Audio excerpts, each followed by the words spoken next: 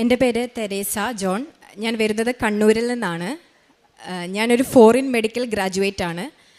എന്ന് വെച്ചാൽ വിദേശത്ത് നിന്ന് MBBS പഠിച്ച് നമ്മൾ ഇന്ത്യയിൽ ജോലി ചെയ്യണമെങ്കിലും ഇൻറ്റേൺഷിപ്പ് ചെയ്യണമെങ്കിലും മെഡിക്കൽ കൗൺസിൽ ഓഫ് ഇന്ത്യയുടെ FMG എക്സാമിനേഷൻ പാസ്സാവണം. അത് അത്യാവശ്യം ടഫായിട്ടുള്ളൊരു എക്സാമാണ്. അപ്പം ഈ കഴിഞ്ഞ 2024 ജനുവരിയിൽ എനിക്കൊരു അറ്റംപ്റ്റ് ഉണ്ടായി. അതിനെനിക്ക് 3 മാർക്കിന് എനിക്ക് ആ എക്സാം പാസ്സാവാൻ പറ്റിയില്ല. അപ്പോൾ എനിക്ക് ഭയങ്കര വിഷമമായിരുന്നു. കാരണം ഞാൻ എൻ്റെ മെറിറ്റിൽ മാത്രം വിശ്വസിച്ച് ഞാൻ പോയി എക്സാം എഴുതിയതാണ്. എന്നിട്ട് എനിക്ക് പാസ്സാവാൻ സാധിച്ചില്ല. ആ ഇടയ്ക്കാണ് ഞാൻ കൃപാസനത്തെക്കുറിച്ച് കേൾക്കുന്നതും എനിക്കിവിടെ വന്ന് ഉടമ്പടി എടുക്കണമെന്നും വലിയ ആഗ്രഹമുണ്ടായി. അങ്ങനെ മെയ് 24 വന്ന് ഉടമ്പടി എടുത്തു. ഉടമ്പടി എടുത്ത് ഇവിടുത്തെ പ്രാർത്ഥനകളും എല്ലാം കൃത്യമായി ചെയ്തു. അതുപോലെ തന്നെ നേർച്ച വസ്തുക്കൾ ഉപയോഗിച്ച് പ്രാർത്ഥിക്കുകയൊക്കെ ചെയ്തു. ജൂലൈ 6-ാം തീയതി എനിക്ക് അടുത്ത അറ്റംപ്റ്റ് കോഴിക്കോട് വെച്ചായിരുന്നു. അപ്പം ജൂലൈ 6-ാം തീയതി 2 എക്സാമായിട്ടാണ്. രാവിലെ ഒരു എക്സാം, ഉച്ച കഴിഞ്ഞ് അടുത്ത എക്സാം. അപ്പം രാവിലത്തെ എക്സാമിന് പോകുന്നതിന് മുന്നായിട്ട് തൈലം പൂശി പ്രാർത്ഥിക്കുകയും ഉപ്പിട്ട് പ്രാർത്ഥിക്കുകയും അതുപോലെ തന്നെ കാശുരൂപം കൈ പിടിക്കുകയും ഒക്കെ ചെയ്താണ് ഞാൻ പോയത്. അപ്പോൾ രാവിലത്തെ എക്സാം എനിക്ക് കുറച്ചുകൂടെ എളുപ്പമായി തോന്നി. ഉച്ച കഴിഞ്ഞ് 2 മണി തൊട്ട് 4:30 വരെയാണ് എക്സാം. അപ്പം 2 മണിക്കത്തെ എക്സാം ഞാൻ കമ്പ്യൂട്ടറിൻ്റെ ഫ്രണ്ടിൽ വന്നിരുന്നു. ക്വസ്റ്റ്യൻ വായിച്ചു തുടങ്ങി. എനിക്ക് ഒന്നും ആൻസർ ചെയ്യാൻ പറ്റുന്നില്ല.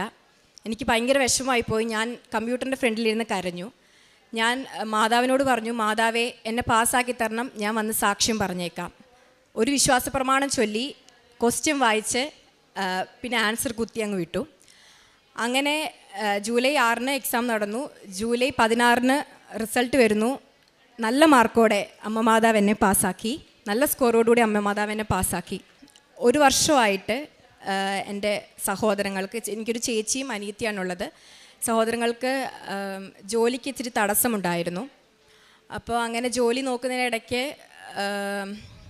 ജോലിയൊന്നും കിട്ടാതിരിക്കുന്ന സമയത്താണ് ഞാൻ ഇവിടെ വന്ന് ഉടമ്പടി, അവരുടെ കാര്യം കൂടി എൻ്റെ ഉടമ്പടിയിൽ ഞാൻ വെച്ചിരുന്നു. അങ്ങനെ ഇവിടെ വന്ന് മെയ് 24 ഉടമ്പടി എടുത്ത് തിരിച്ചു പോകുന്ന വഴിക്ക് ട്രെയിനിൽ നിന്ന് ചേച്ചി എന്നെ വിളിച്ചു പറയാണ് ഇൻ്റർവ്യൂ പാസ്സായി, ചേച്ചിക്ക് സെലക്ഷൻ കിട്ടിയെന്ന്. അത് കഴിഞ്ഞ് പിറ്റേ മാസം ജൂണിൽ തന്നെ എൻ്റെ കുഞ്ഞനുജതിക്കും ജോലി ലഭിക്കുകയുണ്ടായി. പിന്നെ അടുത്തതെന്ന് പറയുന്നത് വിശുദ്ധ തൈലം പൂശി, അതായത് എൻ്റെ നെയ്ബർ ഒരു കുട്ടി വീടിൻ്റെ അകത്ത് 3 വയസ്സുള്ള കുട്ടിയാണ്. കുട്ടി ഡോറ് ലോക്കായി പോയായിരുന്നു. അപ്പം ആശാരി വന്നിട്ട് പോലും ആ ഡോറ് തുറക്കാൻ പറ്റിയിരുന്നില്ല. അപ്പം അങ്ങനെ അത് കാരണം ഞാൻ അവിടെ ഉണ്ടായി. അപ്പം വിശുദ്ധ തൈലം എടുത്ത് ഞാൻ ആ ഡോറിൽ 1 തവണ പുരട്ടി വിശ്വാസ പ്രമാണം ചൊല്ലി തൽക്ഷണം ഡോറ് തുറന്നു. അങ്ങനെ കുട്ടിയെ രക്ഷിക്കാനും ഇടയായി. ഇതെല്ലാം അമ്മ മാതാവ് എനിക്ക് തന്ന അനുഗ്രഹങ്ങളാണ്. ഇനി എൻ്റെ കാരുണ്യപ്രവർത്തികളെ കുറിച്ച് പറയുകയാണെങ്കിൽ, പ്രേക്ഷിത പ്രവർത്തിയെക്കുറിച്ച് പറയുകയാണെങ്കിൽ, ഞാൻ ഇവിടുന്ന് കിട്ടുന്ന പത്രങ്ങൾ എന്നെ അറിയില്ലാത്തവർക്ക് കൊടുക്കാനും അതുപോലെ തന്നെ ഇവിടുത്തെ കാര്യങ്ങൾ എക്സ്പ്ലെയിൻ ചെയ്യാനും എൻ്റെ ജീവിതത്തിൽ കിട്ടിയ അനുഗ്രഹങ്ങൾ എക്സ്പ്ലെയിൻ ചെയ്യാനും എനിക്ക് സാധിച്ചു. അതുപോലെ തന്നെ കാരുണ്യപ്രവർത്തികളെക്കുറിച്ച് പറയുകയാണെങ്കിൽ, വീടിൻ്റെ അടുത്തുള്ള ഒരു അനാഥാലയത്തിൽ ഞങ്ങൾ വീക്കിലി ബുധനാഴ്ചകളിൽ അവിടെ പോയി അവരുടെ വസ്ത്രങ്ങൾ അലക്കി കൊടുക്കുകയും അതുപോലെ തന്നെ ഭക്ഷ്യവസ്തുക്കൾ എല്ലാം അവർക്ക് വേണ്ട ഭക്ഷ്യവസ്തുക്കൾ എത്തിച്ചു കൊടുക്കുകയും എല്ലാം ചെയ്തിരുന്നു. എനിക്ക് ഇവിടെ വന്ന് ഉടമ്പടി എടുത്തതിന് ഫലമായിട്ട് എങ്ങനെ പ്രാർത്ഥിക്കണം, അതുപോലെ തന്നെ ഏത് സമയത്താണെങ്കിലും കറക്റ്റ് ഈവനിങ് 3 മണിയാകുമ്പം എനിക്ക് വന്ന് ജപമാല ചൊല്ലാനും അതുപോലെ തന്നെ വചനം വായിക്കാനും വിശുദ്ധ കുർബാനയിൽ പങ്കെടുക്കാനും കുമ്പസാരിക്കാനൊക്കെയുള്ള ഒരിഷ്ടം തോന്നിത്തുടങ്ങി. ഇത്രയും വലിയ അനുഗ്രഹങ്ങൾ എനിക്ക് തന്ന അമ്മ മാതാവിനും തിരുക്കുമാരനും കോടാനുകോടി നന്ദി പറയുന്നു.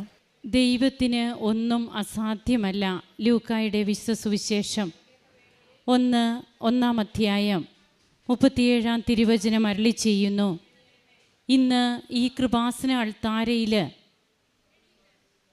പറയുന്ന അനുഭവത്തിലൂടെ നാം കേട്ടുകൊണ്ടിരിക്കുന്ന ഓരോ സാക്ഷ്യ അനുഭവങ്ങളും നമുക്ക് അതാണ് പറഞ്ഞു തരുന്നത്. ദൈവത്തിന് ഒന്നും അസാധ്യമല്ല. ഈ വചനം ആദ്യമായിട്ട് ഈ വചനത്തിന് ആമേൻ പറഞ്ഞത് പരിശുദ്ധ കന്യകാമറിയമാണ്. തൻ്റെ ജീവിതത്തിലൂടെ അമ്മ ദൈവത്തിനൊന്നും അസാധ്യമല്ല എന്നുള്ള ആ ഒരു തിരുവചനം, ഇതാ കർത്താവിൻ്റെ ദാസി എന്ന് തന്നെ ദൈവ തിരുസന്നിധിയിൽ സമർപ്പിച്ചുകൊണ്ട് അമ്മ ഏറ്റുപറഞ്ഞത് ഇന്നും മനുഷ്യ വ്യക്തികൾക്ക്, അതായത് ഓരോ സാഹചര്യങ്ങളിലൊക്കെ അവരുടെ ജീവിതത്തിൽ അതെങ്ങനെയാണ് പൂർണ്ണമായിട്ട് ഫലപ്രദമാകുന്നത്. തെരേസ ജോൺ എന്ന ഈ മകള് മെഡിക്കൽ ഡോക്ടറാണ്. അപ്പോൾ വിദേശത്ത് MBBS പഠനം കഴിഞ്ഞ് ഇവിടെ നമ്മുടെ രാജ്യത്തെ പഠനത്തിൻ്റെ ഭാഗമായിട്ടുള്ള, ജോലിയുടെ ഭാഗമായിട്ടുള്ള FMGE എക്സാം അത് പാസ്സാകുന്നതിന് വേണ്ടിയിട്ട് തനിക്ക് ഫസ്റ്റ് അറ്റംപ്റ്റ്, അതായത് MBBS നല്ല റിസൾട്ടോടുകൂടി പാസ്സായ ഒരു കുട്ടിക്ക് തൻ്റെ മെറിറ്റിൽ പൂർണ്ണമായും വിശ്വാസമുണ്ടായിരുന്നു, പ്രതീക്ഷയുണ്ടായിരുന്നു. അങ്ങനെ എഴുതി. എന്നാൽ വളരെ കുറച്ച് മാർക്ക്, 3 മാർക്കിന് താൻ പരാജയപ്പെട്ടു. പിന്നീട് ഉടമ്പടി എടുക്കുകയും ഉടമ്പടി നിബന്ധനകളൊക്കെ, ഇന്ന് യൂത്തൊക്കെ എത്രയോ തീഷ്ണതയോടെയാണ് അവരുടെ ഉടമ്പടി ജീവിതം മുമ്പോട്ട് കൊണ്ടുപോകുന്നത്. അവരൊരു കാര്യം, ഒരു തീരുമാനമെടുത്താൽ അത് തീരുമാനം തന്നെയാണ്. അത് പോസിറ്റീവായിട്ടുള്ള ഒരു ജീവിതത്തിലേക്കാണെങ്കിലും നെഗറ്റീവായിട്ടുള്ള ഒരു ജീവിതത്തിലേക്കാണെങ്കിലും അതൊക്കെ നമുക്ക് ഇന്നത്തെ ലോകത്തിൻ്റെ ഓരോ ഗതിവിഗതികളിൽ നിന്നൊക്കെ നമുക്കത് മനസ്സിലാകുന്ന കാര്യവുമാണ്. ഇവിടെ എത്രയോ മക്കൾ വന്ന് സാക്ഷ്യം പറയുന്നു, തങ്ങളുടെ ജീവിതമാകെ മാറി മറിഞ്ഞു. ഉടമ്പടി എടുത്തതിന് ശേഷം തൻ്റെ പരീക്ഷ പാസ്സായി, തനിക്ക് എങ്ങനെയായിരുന്നു ആ എക്സാം വന്നിരുന്നത്, ഇത് താൻ ഉടമ്പടി നേർച്ച വസ്തുക്കളൊക്കെ ഉപയോഗിച്ച കാര്യം, ഇതൊക്കെ ഈ മകൾ ഇവിടെ പങ്കുവെച്ചു. എല്ലാറ്റിലും ഉപരിയായിട്ട് എൻ്റെ പ്രാർത്ഥനാ ജീവിതം, ഈശോയോടുള്ള എൻ്റെ സ്നേഹം വർദ്ധിച്ചു. ഞാൻ ചെയ്യാതിരുന്ന പല കാര്യങ്ങളും, അതായത് ഇതിനു മുൻപ് ഇതുപോലെ ആയിരുന്നില്ല, അങ്ങനെയുള്ള പല കാര്യങ്ങളും വീണ്ടും ഞാൻ ചെയ്യാൻ തുടങ്ങി. ദൈവത്തിന് 1-ാം സ്ഥാനം ഞാൻ കൊടുത്തു തുടങ്ങി. ഇത് ഇന്ന് തെരേസ ജോൺ ആണ് ഇവിടെ പറയുന്നതെങ്കിൽ എത്രയോ അനുഭവ സാക്ഷ്യങ്ങൾ ഈ തിരുവൾത്താരയിൽ ഇങ്ങനെ പറയുന്നു. തീർച്ചയായും ഇതൊക്കെ നമ്മോട് പങ്കുവയ്ക്കുമ്പോൾ, നാം കേൾക്കുമ്പോൾ, ഇന്ന് ദൈവത്തെ സ്നേഹിക്കുന്ന ഒരു യുവതലമുറ ഉണർന്നെഴുന്നേൽക്കുകയാണ്. ജോയൽ പ്രവാചകൻ്റെ പുസ്തകത്തിൽ നാം വായിക്കുന്നത് പോലെ നിങ്ങളുടെ യുവാക്കൾക്ക് ദർശനങ്ങളുണ്ടാകും, വൃദ്ധന്മാർ സ്വപ്നങ്ങൾ കാണും. അപ്പോൾ ഇതിന്ന് അക്ഷരാർത്ഥത്തിൽ കൃപാസനത്തിലൂടെ അനുഭവിക്കുന്ന ഒരു സമൂഹം രൂപപ്പെട്ടു വരികയാണ്. അതുപോലെ തൻ്റെ പ്രാർത്ഥന, താൻ എന്ത് ചെയ്തുകൊണ്ടിരുന്നാലും, എത്ര ജോലി തിരക്കാണെങ്കിലും 3 മണിക്ക് റോസറി ജപമാല പ്രാർത്ഥിക്കുവാനായിട്ട് തനിക്ക് സാധിക്കുന്നു. അതിനുള്ള സമയവും സാഹചര്യവുമൊക്കെ താൻ എടുക്കുന്നു. അതുപോലെ വൃദ്ധസദനങ്ങളിൽ പോയി ശുശ്രൂഷിക്കുക. ഇതൊക്കെ ഓരോരുത്തരും അവരവരുടെ താല്പര്യത്തിനനുസരിച്ചാണ് ചെയ്യുക. അവർക്ക് വേണ്ടിയിട്ട് എന്തെല്ലാമാണ്, താനൊരു ഡോക്ടറാണ്, അതൊന്നും ഇന്ന് ഒരു മക്കൾക്കും, അതായത് ദൈവത്തിൻ്റെ മുമ്പിൽ നാം എല്ലാം ദൈവ പൈതങ്ങൾ തന്നെയാണ്. നമ്മുടെ സ്റ്റാറ്റസോ ഇതൊന്നും ഉടമ്പടിക്ക് ഒരു പ്രതിബന്ധമാകരുത്. അതുകൊണ്ട് തന്നെയാണ് സ്റ്റാറ്റസ് ഡി പ്രൊമോഷൻ കൃപാസന പത്രം കൊടുക്കുമ്പോൾ നാം ഏത് സ്ഥിതിയിലുള്ളവരാണെങ്കിലും കൃപാസന പത്രം അത് ഇന്ന് എല്ലാവർക്കും എത്രയോ തീഷ്ണതയോടെ ദൈവസ്നേഹത്തോടെ ഓരോ മക്കളും കൊടുക്കുന്നു. അവരുടെ ജീവിതത്തിൽ അതിനൊക്കെ എത്രമാത്രം പ്രാധാന്യം കൽപ്പിക്കുന്നു. അങ്ങനെ ഇന്ന് ദൈവത്തിന് വേണ്ടിയിട്ട് സമയവും ആരോഗ്യവും മാറ്റിവെക്കുമ്പോൾ ഇവിടെ വന്ന് കർത്താവിനെ മഹത്വപ്പെടുത്തുവാനായിട്ട് ഓരോ മക്കൾക്കും കഴിയുകയാണ്.